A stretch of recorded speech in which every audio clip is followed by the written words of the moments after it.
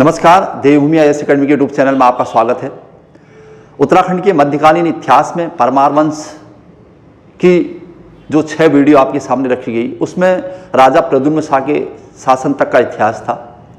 इसी कड़ी में इसी परमार वंश के यानी प्रद्युम्न शाह के आगे के राजाओं को हम टिहरी रियासत के अधीन पढ़ने जा रहे हैं।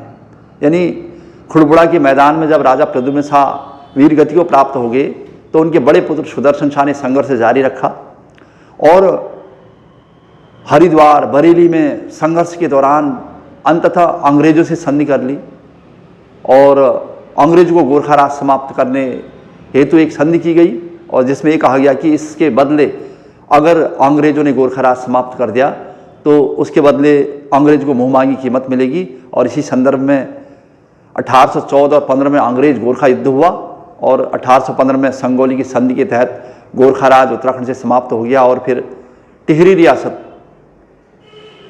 जिसमें राजा सुदर्शन शाह को पहला राजा घोषित किया गया। चूंकि श्रीनगर के राजा के रूप में प्रद्युम्न शाह थे और राजा युद्ध हार जाने के रूप में अंग्रेज को मुँह मांगी कीमत नहीं दे पाया, इसीलिए पौड़ी यानी श्रीनगर का राज्य और पूर्वी गढ़वाल का हिस्सा अंग्रेजों ने अपने अधिकार में ले लिया और राजा को टिहरी रियासत सौंप दी, जिसमें वर्तमान उत्तरकाशी और रुद्रप्रयाग का कुछ हिस्सा आता था। चलिए अब हम पढ़ने जा रहे हैं टिहरी रियासत के राजाओं का सही क्रम। इस टिहरी रियासत में आप राजा सुदर्शन शाह से लेकर राजा मानवेंद्र शाह तक के इतिहास को पढ़ेंगे हम, और ये भी पढ़ेंगे कि इसमें किस राजा ने सबसे लंबे समय तक शासन किया और सबसे कम समय तक शासन किया। और परमार वंश की इस कड़ी में हम लोग परमार वंश के अंतिम शासक तक पहुंचेंगे और फिर 1 अगस्त 1949 में टिहरी रियासत में राजतंत्र की समाप्ति हो जाएगी। तो चलिए चलते हैं। सबसे पहले राजा सुदर्शन शाह, यानी 1815 में संगोली की संधि के बाद जब अंग्रेजों ने सुदर्शन शाह को श्रीनगर का क्षेत्र छीनकर टिहरी भेज दिया गया, टिहरी रियासत जिसमें रवाई और शकलाना का क्षेत्र भी हुआ करता था। तो अब सबसे पहले राजा सुदर्शन शाह 1815 से लेकर 1859 तक। तो इसमें सुदर्शन शाह परमार वंश के हिसाब से देखा जाए तो इस परमार वंश के 55वें राजा थे, लेकिन टिहरी में पहले राजा सुदर्शन शाह टिहरी में सर्वाधिक समय तक शासन करने वाले राजा थे। यानी 1815 से लेकर 1859 तक का उनका जो शासन है टिहरी रियासत में सबसे लंबा रहा है। जबकि हमने पढ़ा था कि परमार वंश में सबसे लंबा समयकाल रहा है प्रदीप शाह का, और जो 1717 से लेकर 1772 तक का टाइम पीरियड रहा। सुदर्शन शाह से 2 प्रश्न मिले हमें, टिहरी में सबसे लंबे समय तक शासन करने वाले, और दूसरा सुदर्शन परमार वंश के या पवार वंश के 55वें राजा। लेकिन 1804 में जैसे ही खुड़बुड़ा का युद्ध हुआ तो हरिद्वार में और फिर बरेली में लंबे समय तक राजा को संघर्षरत रहना पड़ा। इस दौरान क्या क्या हुआ? 1804 में खुड़बुड़ा के युद्ध में प्रद्युम्न शाह की मृत्यु के बाद उनके ज्येष्ठ पुत्र सुदर्शन शाह काफ़ी लंबे समय तक राज परिवार के साथ कनखल हरिद्वार में रहे और फिर गोरखा राज समाप्त करने हेतु संघर्षरत रहे कि कैसे ही गोरखा राज समाप्त किया जाए। तो इसी दौर में अनेक संघर्ष का सामना करना पड़ा था उन्हें। तो इसी कड़ी में एक जिक्र ये है 1809 से 1811 के मध्य वो बरेली प्रवास के बरेली में रहने लगे। उस दौरान उन्हें कैप्टन हेयरसी से संपर्क हुआ जो कि एक एंग्लो इंडियन था, और इससे संपर्क के परिणाम स्वरूप जो बरेली के अंतर्गत करेली रियासत थी वो कैप्टन हेयरसी नामक एक धनी एंग्लो इंडियन की थी। और राजा ने अपनी व्यथा जब इसे सुनाई तो फिर राजा और कैप्टन हेयरसी के मध्य एक संधि हुई, जिसमें ये हुआ था कि आर्थिक संकट के काल के में सुदर्शन शाह ने मात्र 3000 रुपये के बदले देहरादून और चंडी परगना यानी हरिद्वार से लगा हुआ क्षेत्र गिरवी रख दिया, और इस गिरवी रखने से संबंधित विक्रय पत्र में पाया गया उस पर सुदर्शन शाह के हस्ताक्षर थे। तो राजा आर्थिक संकट के दौर से गुजर रहा था और उसे अपनी यानी दून घाटी और चंडी परगना हरिद्वार का क्षेत्र गिरवी रखना पड़ा।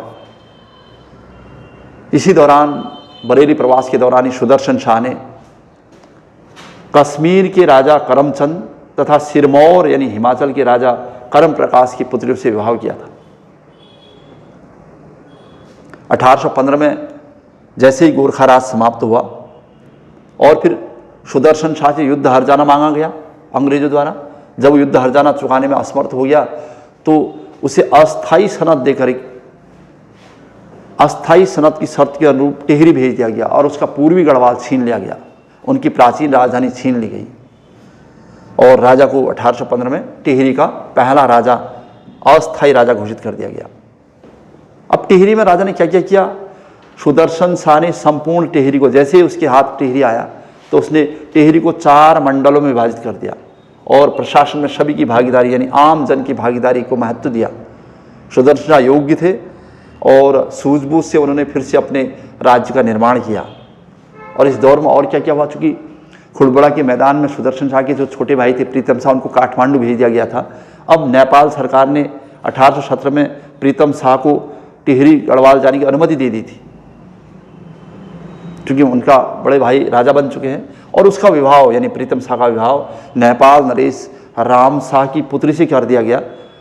और इसी दौर में आगे चलकर 1836 में प्रीतम शाह की निसंतान मृत्यु हो गई थी। अब एक छत्र यानी सर्वे सर्वा राजा सुदर्शन शाह ही रहे और इस वंश को आगे बढ़ाने वाले सुदर्शन शाह है। 1820 में ब्रिटिश पर्यटक मूर क्राफ्ट ने गढ़वाल की यात्रा की थी और उसने तब देखा कि गढ़वाल का राजा एक छोटे से भवन में रहता है आम नागरिकों के मध्य। और मूर क्राफ्ट ये भी लिखते हैं कि गढ़वाल का राजा उच्च कोटि का विद्वान है और सादगी पूर्ण जीवन जीता है, आम लोगों के मध्य रहता है, उसके वस्त्र उसी प्रकार है जैसे सामान्य लोगों के होते हैं। तो इससे राजा की प्रशंसा की गई और फिर अंग्रेज को धीरे धीरे विश्वास होने लगा और फिर 4 मार्च 1820 को सुदर्शन शाह को गवर्नर जनरल द्वारा स्थायी सनद दे दी गई, यानी उसे परमानेंट कर दिया गया। इससे पहले राजा अस्थायी था।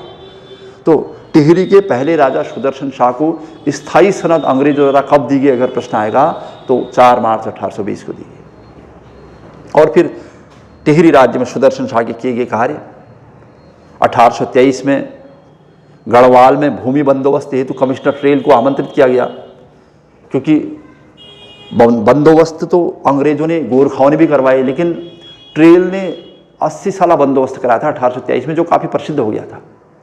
इसलिए गढ़वाल यानी खासकर टिहरी राज्य में भी बंदोबस्त की जिम्मेदारी ट्रेल को सौंपी गई इस समय। तो 1823 में 80 साल बंदोबस्त और टिहरी राज्य का, वैसे ये कहा जाता है कि संपूर्ण टिहरी राज्य में 5 बार कुल बंदोबस्त हुआ है, उसमें भी सबसे पहले सुदर्शन शाह ने करवाया जो कि 1823 में था। चलिए आगे बढ़ते हैं हम लोग सुदर्शन शाह के समय और क्या क्या हो रहा था। सुदर्शन शाह द्वारा 1824 में रवाई परगना, चूँकि टिहरी का हिस्सा था रवाई, और जो कि उस समय उत्तर काशी में आता था, आज के हिसाब से रवाई क्षेत्र यमुना नदी के तट पर था ये। और 1824 में सुदर्शन शाह ने रवाई परगने को टिहरी राज्य में मिला लिया था।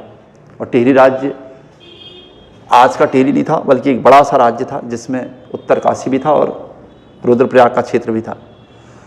अच्छा, मतलब अलकनंदा नदी के पूर्व का पूरा हिस्सा था ये माना जाता है, जिसमें तराई छोड़ दिया गया था, यानी दून घाटी और चंडी परगना छोड़ दिया गया था। 1826 में सुदर्शन शाह का विवाह कांगड़ा के कटौच वंशी महाराजा संसार चंद की पुत्रियों से हुआ।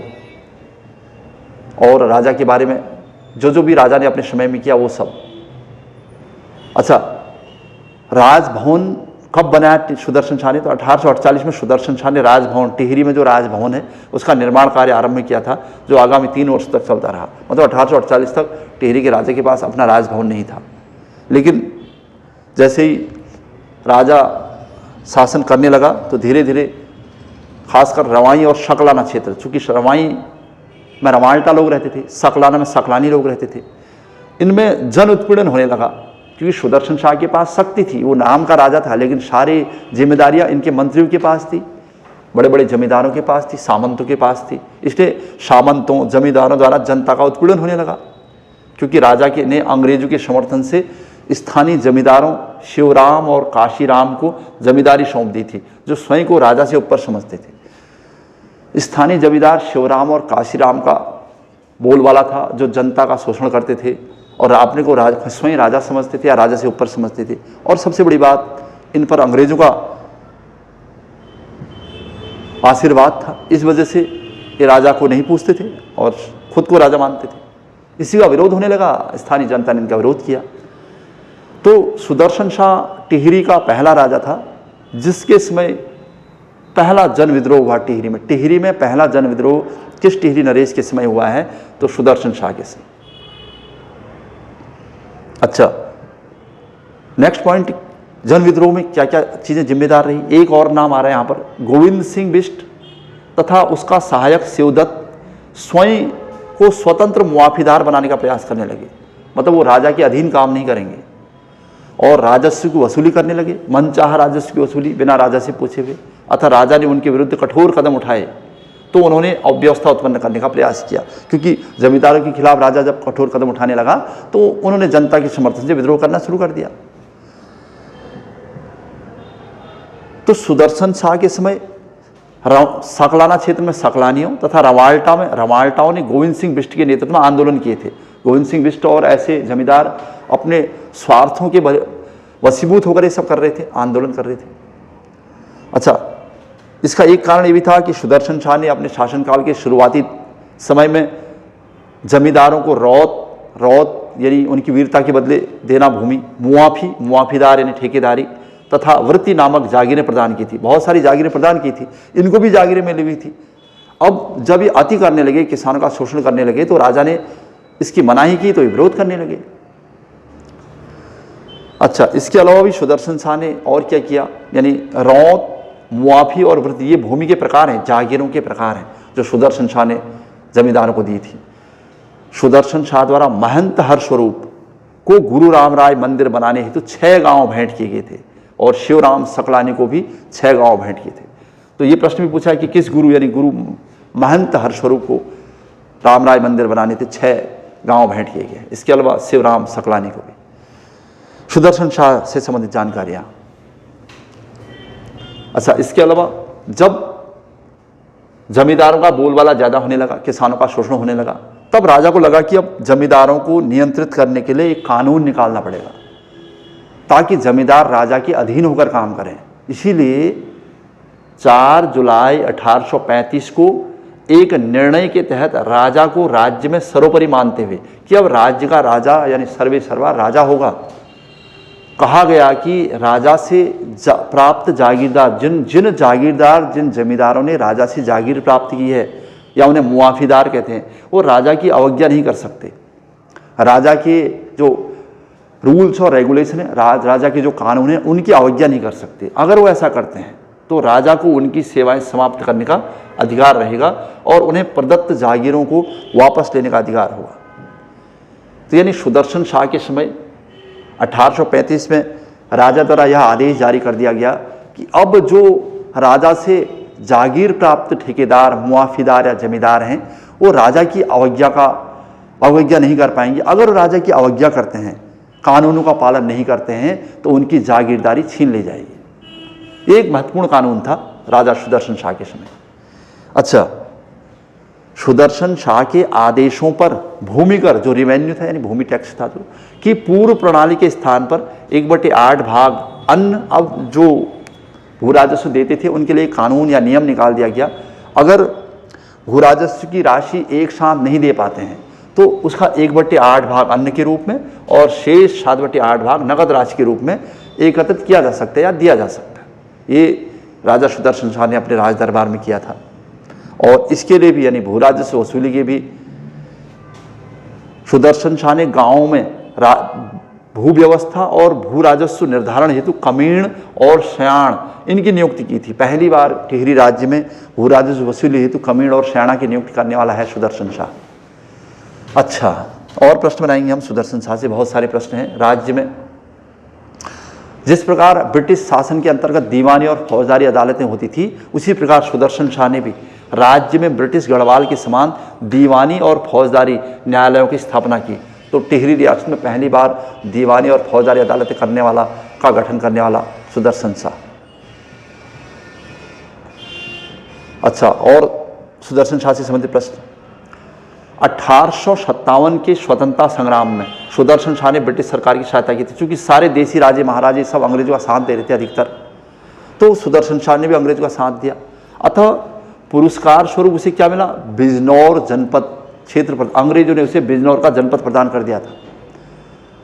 अच्छा, जबकि राजा की इच्छा क्या थी, या तो उसे दून घाटी मिले जो समृद्ध दून घाटी थी, या फिर उसका पूरी गढ़वाल जो उसका खोया हुआ राज्य था उसे चाहता था, लेकिन अंग्रेज ने उसे वो नहीं देकर बिजनौर राज्य दिया था।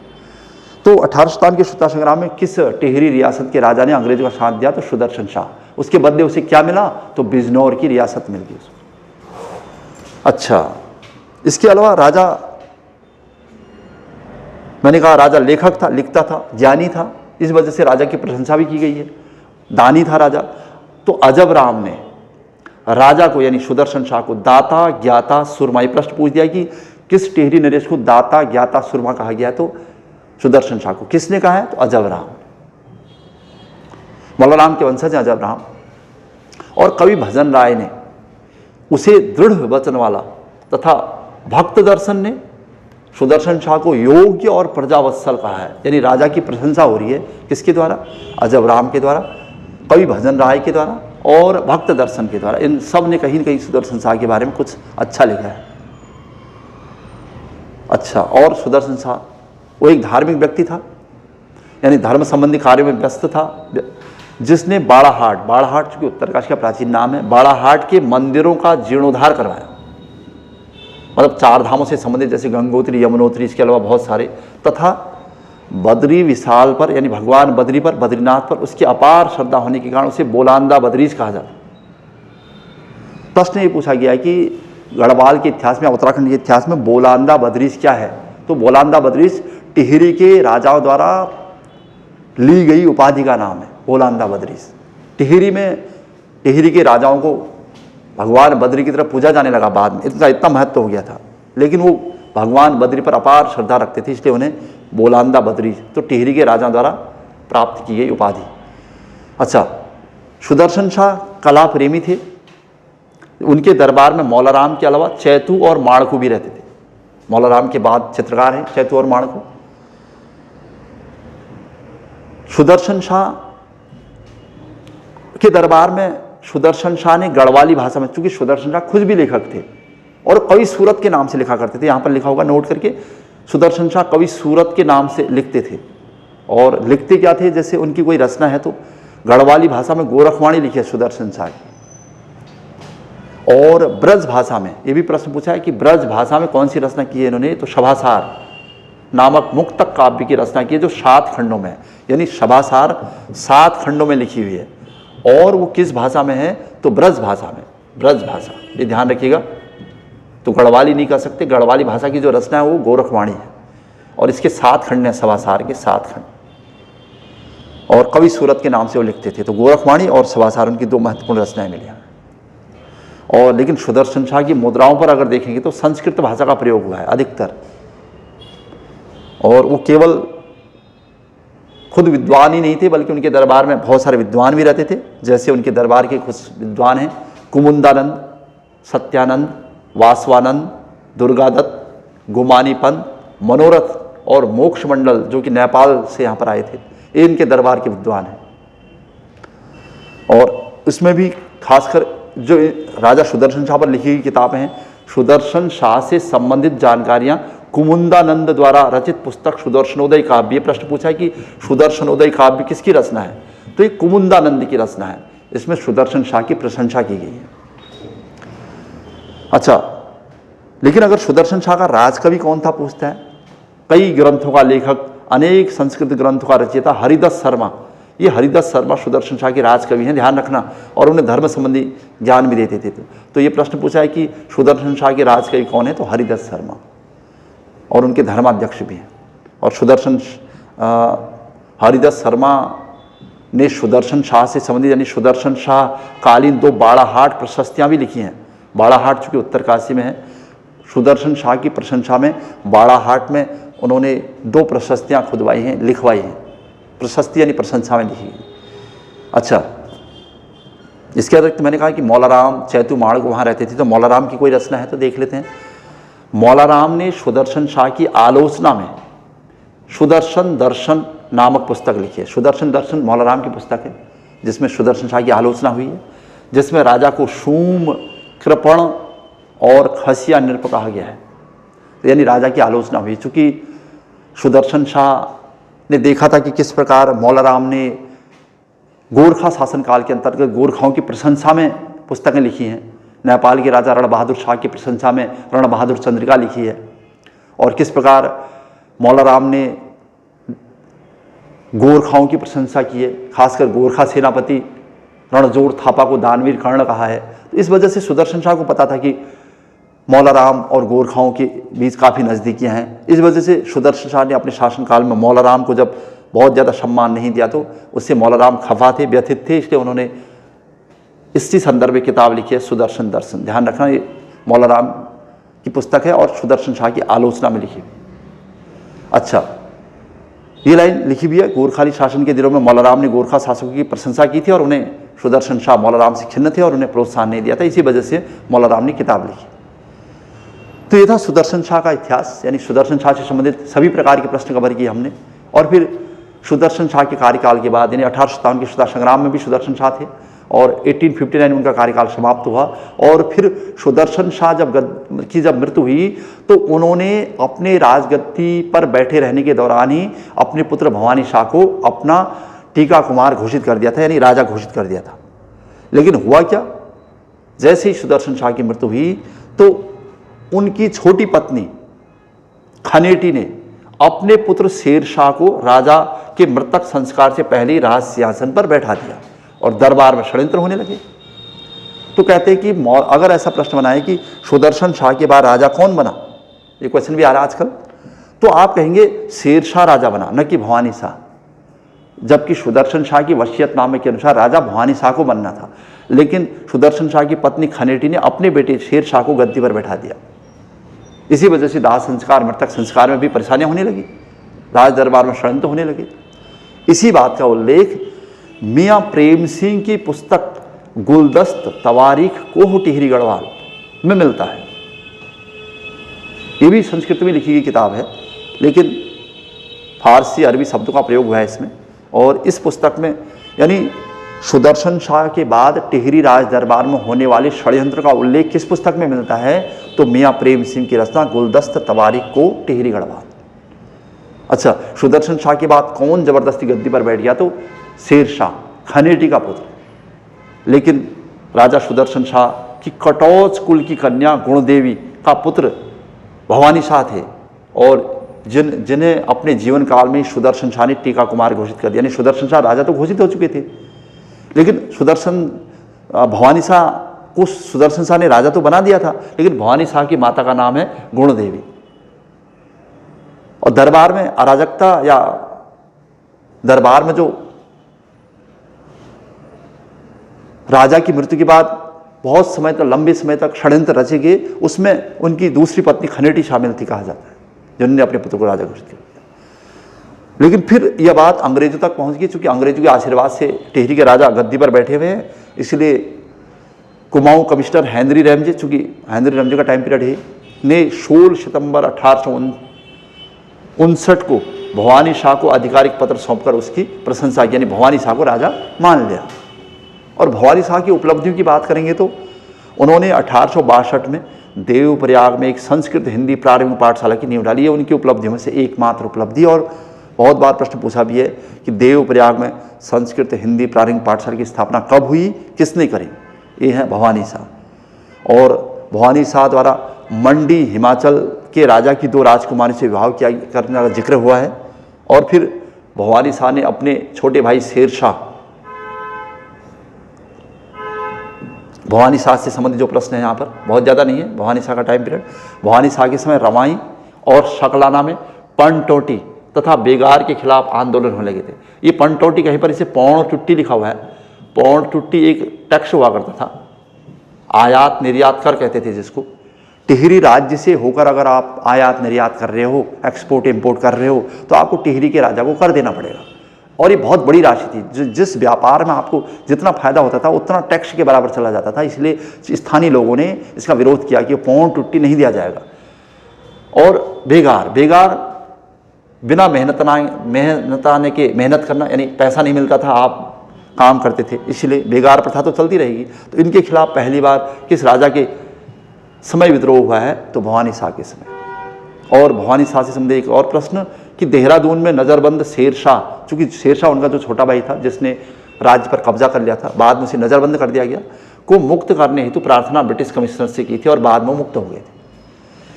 ये था टिहरी राज्य और उसकी शुरुआत राजा सुदर्शन शाह और उनके वंशज भवानी शाह और शेर शाह का उल्लेख। इसी कड़ी में हम जो हमारी नेक्स्ट क्लास होगी वो प्रताप शाह और कीर्ति शाह, 2 या 3 क्लासेज में हम संपूर्ण टिहरी राज्य का इतिहास समाप्त कर देंगे। आज की क्लास यहीं पर समाप्त हो रही है। जय हिंद, जय उत्तराखंड।